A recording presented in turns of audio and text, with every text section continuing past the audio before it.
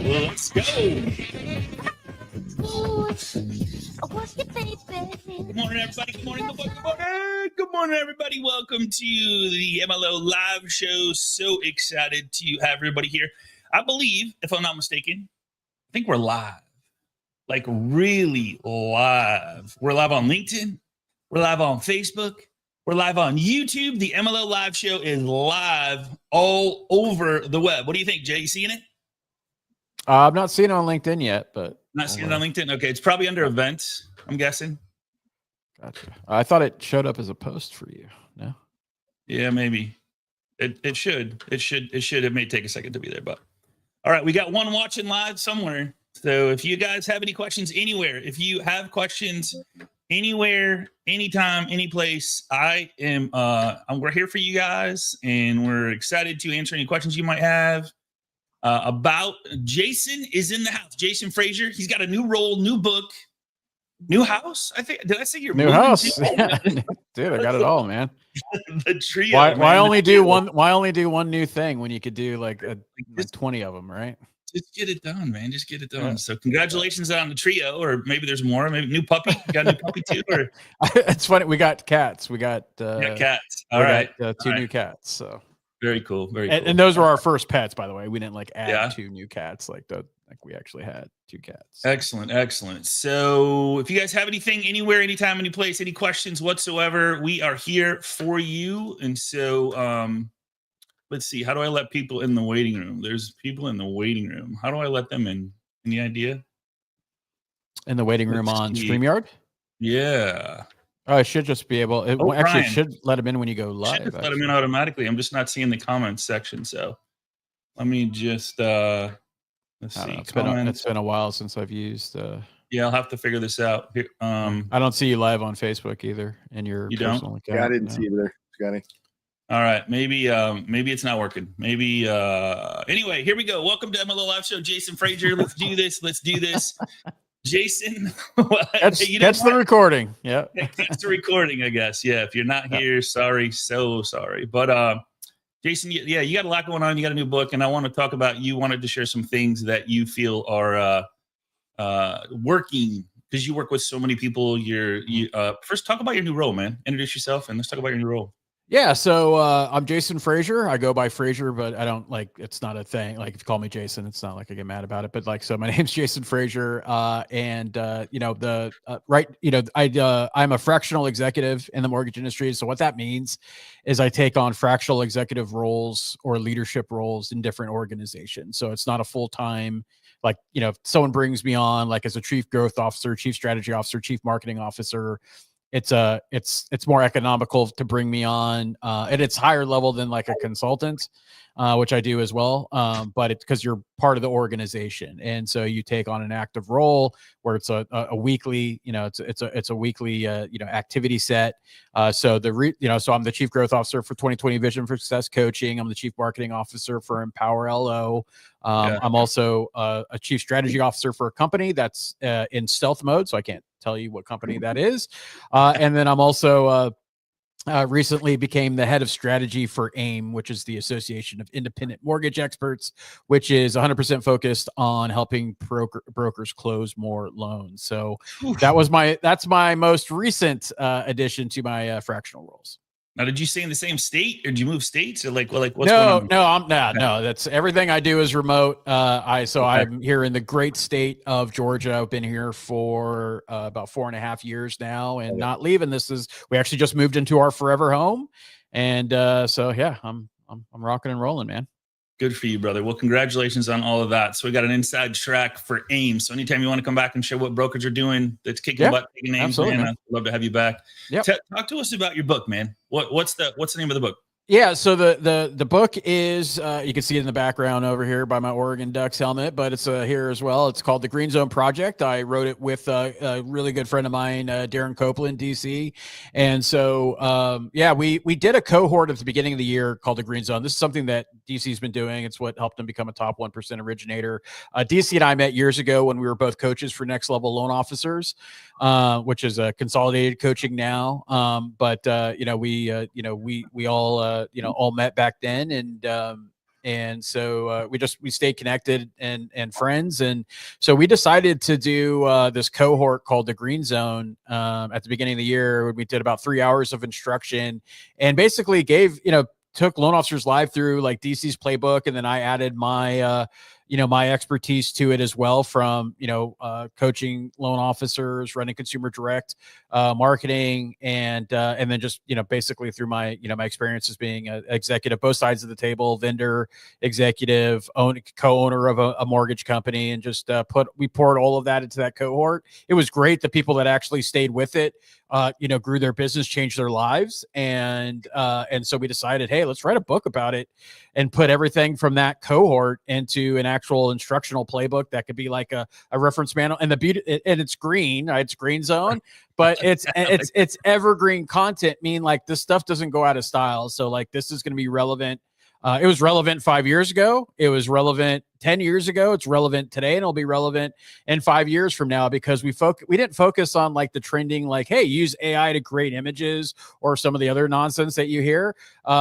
We focused on principles that are tried and true that go back to like the 1900s, when you think about Think and Grow Rich and Napoleon Hill and and Dale Carnegie and all those, all the like the true masterminds of industry. Like those principles are still effective today. And so what we did is we wanted to create something that was like a timeless playbook for loan officers that will help them build a business in any market. And so that's what we did with this book. Love it, dude. Love it. Congrats on that, man. Thanks, so the hat, do the hat, man. Like I love that. Oh, different? Yeah. Yeah. So one of my brand, like call it tag, whatever you want to call it. Like, one of my branding statements, so to speak, is different first, better second. And, I came up with this years ago because it's always about being different with me, because ultimately, especially in the mortgage industry, we're a commoditized industry. And the first and foremost is that we're a monkey see, monkey do, and you can't stand out and be different if you're doing the same thing as everyone else. And so different first, better second means that you got to do something different. And I'm not talking about like just dumb stuff to be different for the sake of being different, but you got to do something different than what your competitor's doing. You do that first, and then you figure out how to be better. What we do in the mortgage industry is try to figure out how to make shitty things better. And the last thing you want to do is make something that's shitty better. Right. You want to make it different, and I always use the analogy. It's an analogy that one of my old bosses, when I was an engineer, used to say when we were building systems and building everything from a, network from an end-to-end solution, is that like, you could start with a bucket of crap, but if you add ice cream to it, you could add all the ice cream you want. It's still going to taste like crap. And that's really what the mortgage industry tries to do with like their technology and their systems and processes. That's why the cost of manufacturing of a loan has risen, even though we've had a decade plus of the most tech focused investment that we've had ever in the history of our industry, the most change and disruption that we've ever had in the history of our industry this last decade. But why is stuff more expensive? Why are lenders still losing money? It's because we do the same shit all the time, and we try to make it better, and you can't make bad processes better. So you really got to reimagine and re-engineer what you do. And so I know that's probably a long-worded way of saying it, but like, if you're going to be different, I'm going to spell differently too. So like, I'm just, again, it's about being different and then being better. I love it, dude. Good stuff, man. Good stuff. So what are some of the things in the book that's from the 1900s that, knowing what you know now, all the stuff that Darren and you and you've been through, Darren's been through, Darren built an amazing, unbelievable business. Yep. Great guy, kicking butt, taking names. What is it that is working for everyone if they do it? Yeah. So, I mean, there's a lot of, so the way that the book is laid out, one is it's laid out in, the way we did is we had 3 zones, right? There's the yellow zone, blue zone, and green zone. And the reason why is yellow plus blue makes green, right? And so what we did is everyone starts out in the yellow zone, which is kind of like you're dipping your toe in, you're touching the waters, you may be at a certain level, but that's like your foundation. And then you get into the blue zone where you start to pick it up a notch. And then you get into the green zone, which is where like, that's everyone. Like that's where you want to be is in that green zone and live in that green zone. And just to give you an example of like a timeless like principle is going to be the focus on relationships. right? And how to really focus on relationships. And it really starts with giving, what DC calls giving a rip about people, right? Like truly giving a shit about the people in your network. Also with a focus on understanding that like your clients are your clients. It's not some data element or not some, thing for you to forget about, but focusing on like, that's going to be your best channel of new business are the people you know, not the people you don't know. And as an industry, we tend to focus on the people we don't know. We focus on the front of the house, leads, prospects, all that stuff, when you could get all of those same things from the people you know, if you just, look at it more strategically.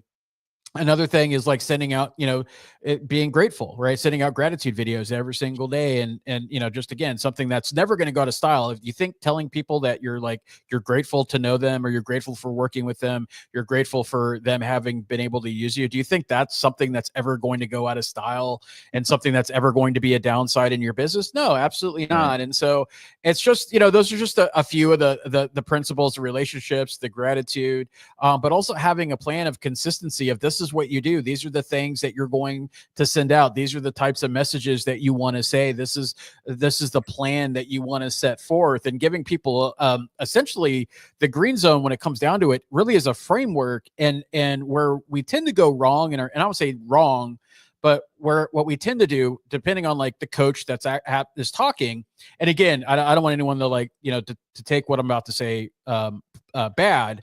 But like every coach, right, no matter who it is, and we all know the names of the people out there, every single one of those programs work based off the eye of the coach. And what I mean by it's like the eye of the beholder. It's the same thing as the eye of the coach, meaning that the way the system, the process, the workflow, and everything that coach set up was amazing for that coach. And if you're a loan officer that subscribes to that and works like that coach, you're going to have amazing results. But one thing that I've learned being in this industry, especially like at my own mortgage company, I could go into one of my branches and see 17 loan officers. Every single one of those loan officers has a different version of relationships with their agents. Every one of those loan officers has a different idea of what their LOA should be doing, what their loan partners should be doing, what their processor should be doing.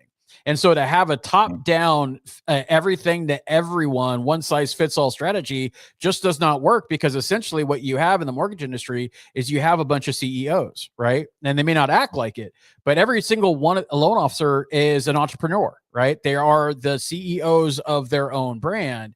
And so to try to put everything as a top-down strategy, saying you like the people that are like all about calling agents, and those like every month or every Monday, every Tuesday and whatever, that's great. But if you're a loan officer that doesn't excel in that area, that doesn't enjoy doing that or doesn't want to do that, then that coaching is going to fall as a dud on you. So what we focused on, what I found out is through coaching is that every loan officer is different. Everyone has different things that you need to focus on, different strengths that you need to focus on. And ultimately it comes down to this, is that how can we look at the principles? And when I say going back to 1900 is if you haven't read the book Think and Grow Rich by Napoleon Hill, you need to, but that was written in I think the 1920s. Right. And he talks, that's actually, by the way, that book is where the term mastermind comes from, by the way. A lot of people don't know that. Didn't know that. Okay. Yeah. And so and understanding what a true mastermind is and the captains of industry that he was around. And so it is focusing on those principles and understanding that they're as true as they were back then. They're still true, if not even more important today, but looking at that as a whole and realizing that this is how we can operate it, as a framework, but take in what we do as individuals, meaning if you're a loan officer that is consistent, you have a plan that works, and by works, it means it's dependable and repeatable. If it's not dependable and it's not repeatable, it doesn't work, right? No matter what you tell yourself. But if you have things that you do in your business that absolutely help you and lead you success, the green zone will help you put a framework. You could put that within the green zone framework to supercharge it. And so what we didn't want to do, even though this is a playbook, and even though you could do all the things inside this book and do more loans, your success is inevitable if you do this. What we didn't want it to say is this is the only way. Our way is the only way of doing it. It's no, look at what you're doing that's working. Use this framework and then see what happens. And I guarantee you, if you do these things, because again, it's timeless principles, relationships, communication, right? Gratitude, right? It's consistency, all of these things on like you do those, your success is going to be inevitable. And we really wrote this for the 10%. 90% of the originators out there aren't going to do anything different. They're going to only do what they've only ever done.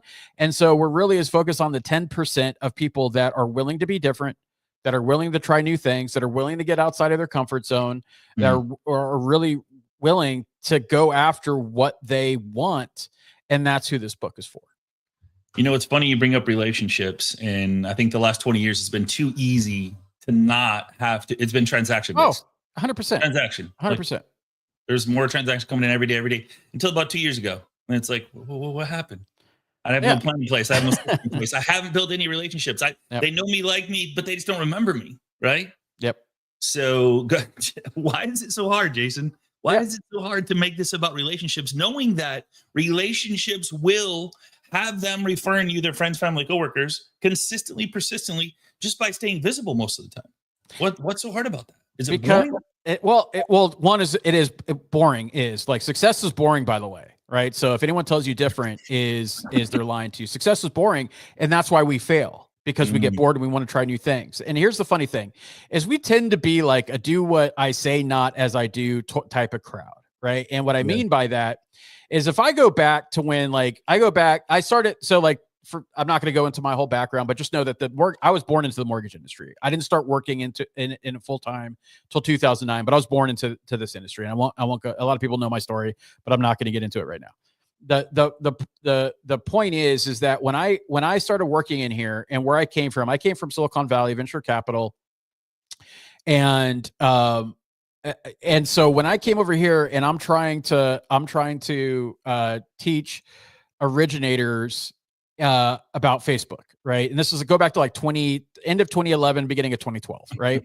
And this is like the golden age of Facebook, right? Like I'm like, oh, this is like, hey, like ads and all this other stuff. This was the Wild Wild West, right? Back then, if I had a room of 100 loan officers, 110 of them told me that they would never get business off Facebook. They would tell me that social media was a fad. It would never work. Same with agents, right? Like this wasn't going to do anything, blah, blah, blah, blah, blah, right? Now, how silly does that look today? But here's what everyone always told me, right? It's a relationship business, right? It's a relationship business. It's a relationship business. Then how come you do everything but focus on creating the relationships? You create stuff as a transactions. And back to what you said is about like, the industry. And guys, look, don't get me wrong. This industry is not for the weak. This is a very tough industry to work in. It's a very tough industry to be successful in, right? Okay. So I want to say that because of what I'm about to say is that everyone from post meltdown, right, 2009 to post pandemic, that was like the golden age of being able to do mortgages, because you had the backstop of government. It was easy. Right? Home prices were low because of the crash. You had low rates. You had all these government programs. You had arms that were stupid with interest. I know because I had one. I bought my house with a 5.1 arm for like 2.6, right? Like 2.5%, right? So like rates were stupid. Housing prices were low, and then they started going up, right? Going up. And then we got into COVID. The world was collapsing for like a month and a half, and then all of a sudden we hit that boom that we did. So basically, you were bookend by two global events that just don't happen all the time, right? And then you have an industry that like basically like served everything up for you during that time. Now we're in the like, now you got to be good at your job in order to get business, right? Because now, and everyone's coming into the pool now, right? Everyone's trying to swim into the pool. And now how are you going to stand out? How are you going to be different? How are you going to do things that are actually going to attract people to you? So, and these aren't muscles that some people have never exercised.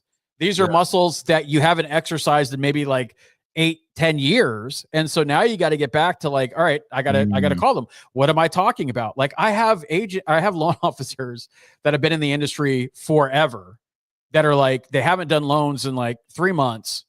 And they're like, I don't know what to say. I don't know what to say to agents. I don't know what to say to consumers. I don't know how to get business, which is crazy to me, but it just proves my point that like when you have a business that was kind of I don't say like self-generating, but it was to a certain extent because you had the news, you had all this stuff going on in the world, everyone talking about like buying a house, homes and homes and homes. Again, taking in like the bookends of the last decade, right? Like that's what you had that was help generating conversations and and opportunities for you.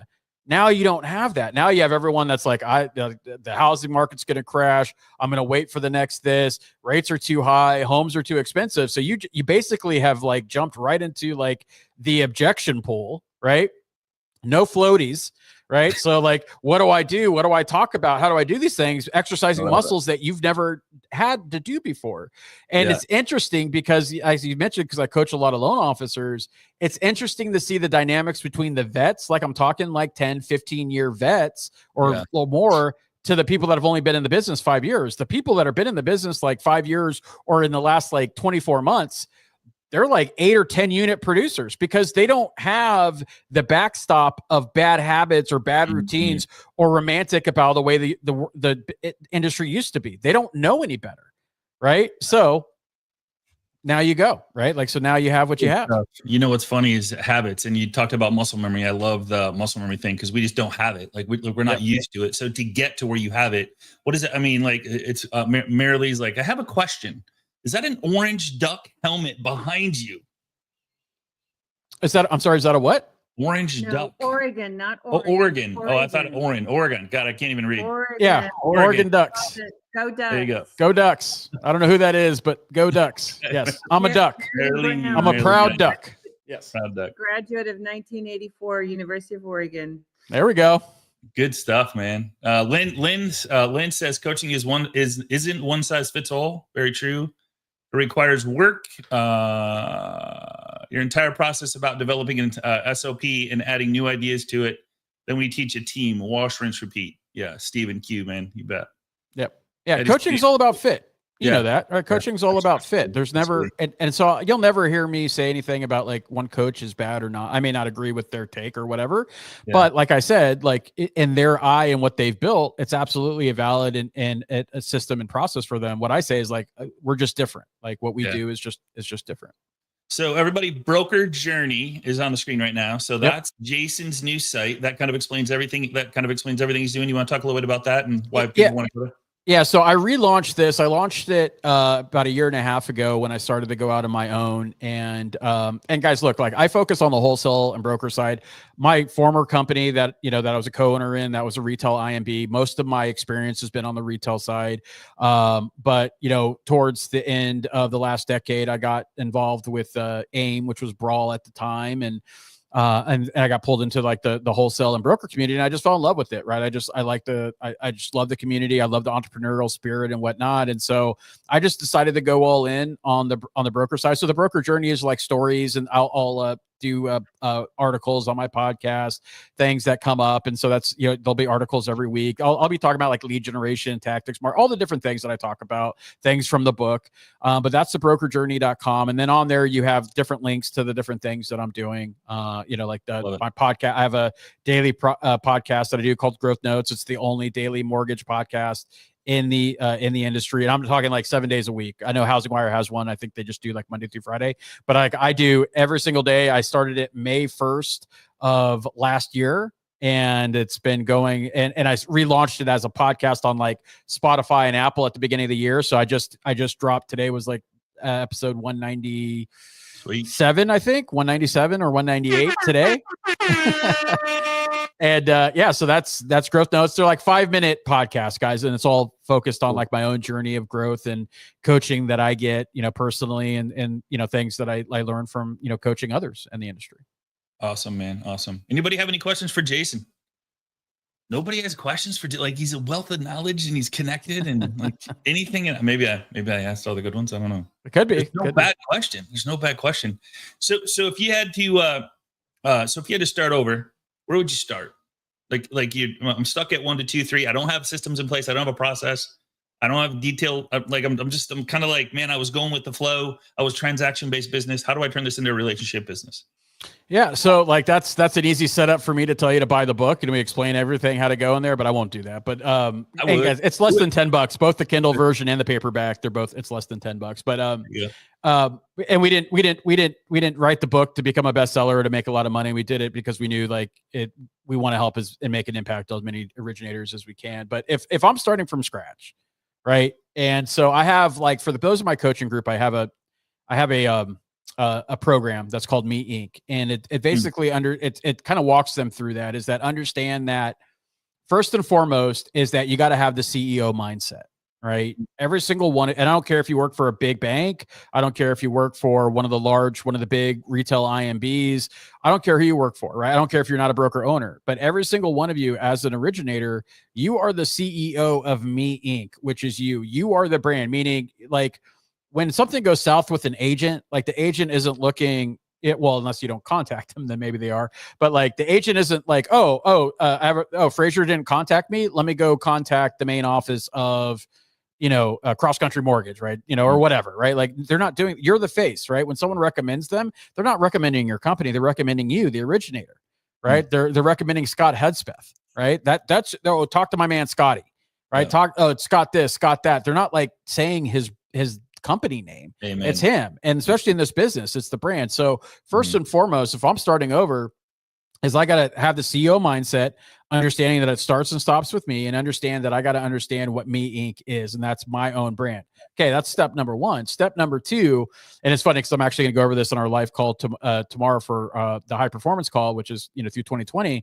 is that I'm going to go through this, is that this is what you need to do, right? So you're going to get a piece of paper, you're going to write out the columns. You're going to write down, what do I want? Second column is, how bad do I want it?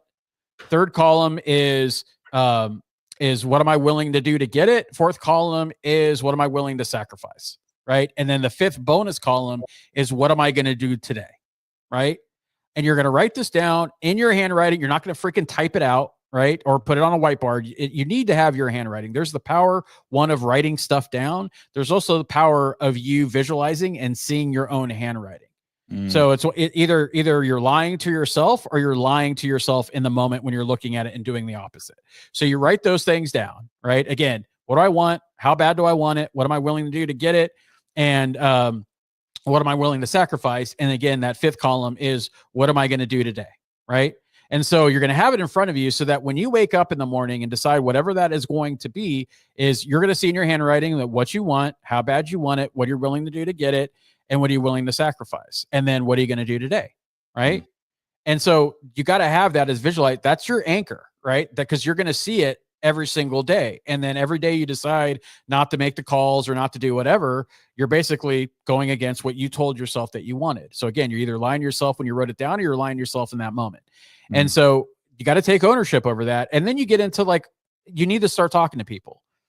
Marketing at its core is about doing one thing and one thing only, and that's creating conversations, right? So guys, I could get into the complicated referral prospecting strategies and blah blah blah, but it comes down to this: is what can you do every single day to have conversations, right? Because that's how you make your money.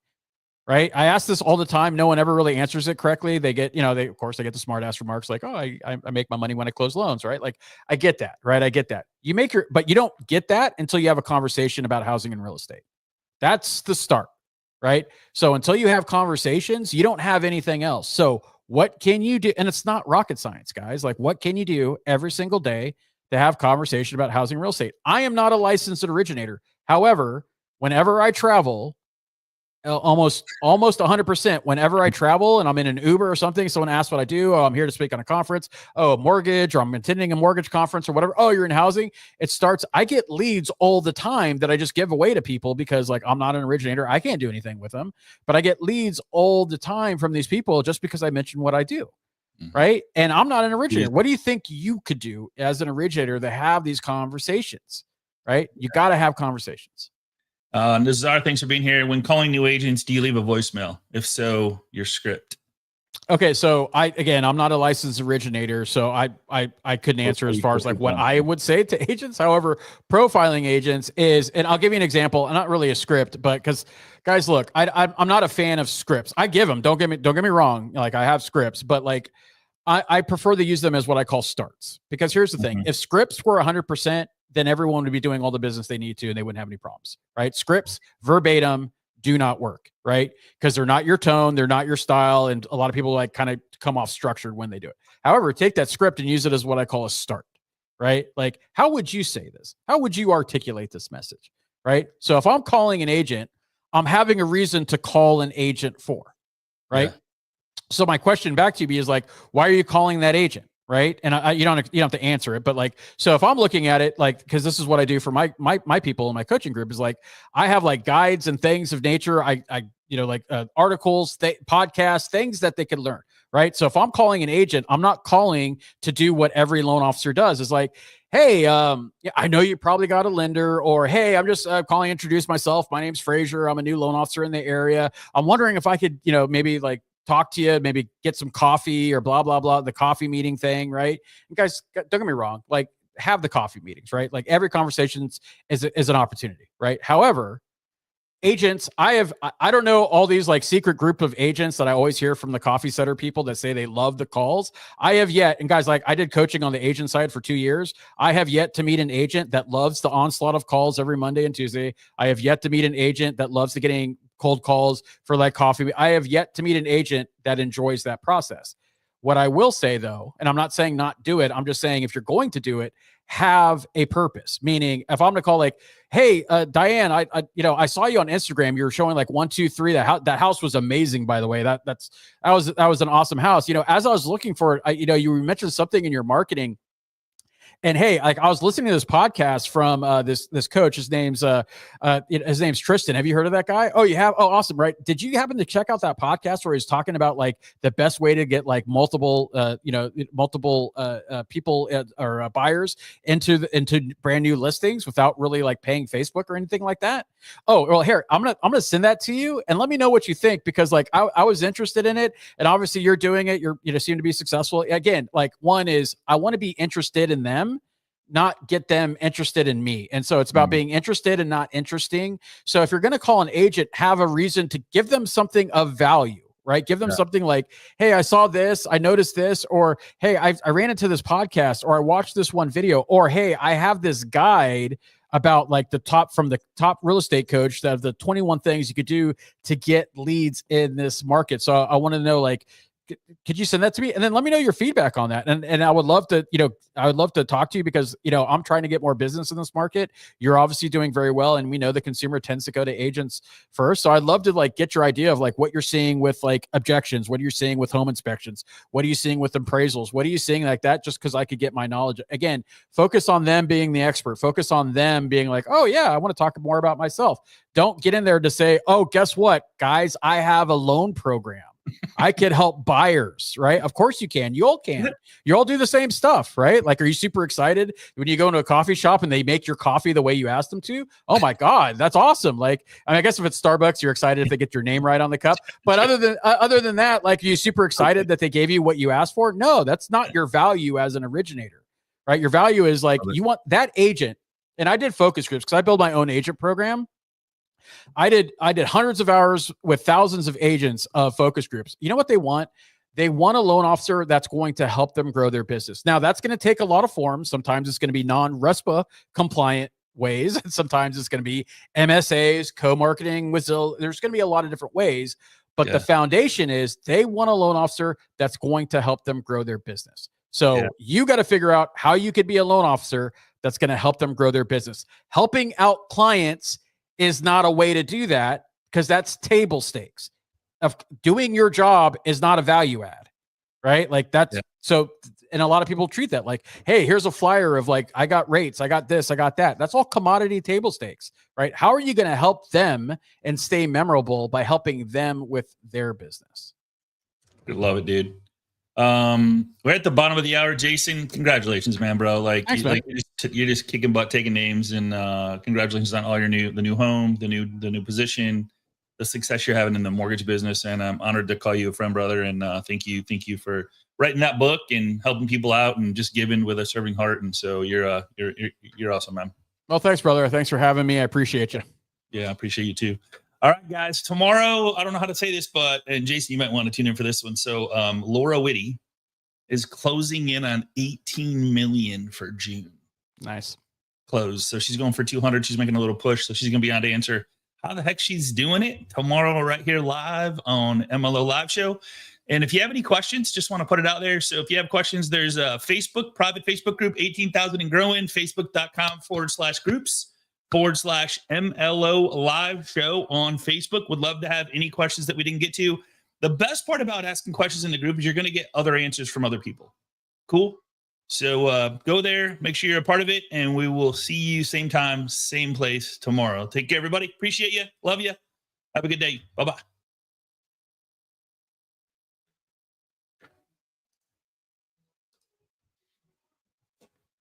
Good job, brother. Thanks, man. Hey, it was live. It was just on my feed, so we'll need to Oh, really? Yeah. It shows that it's still going live right now.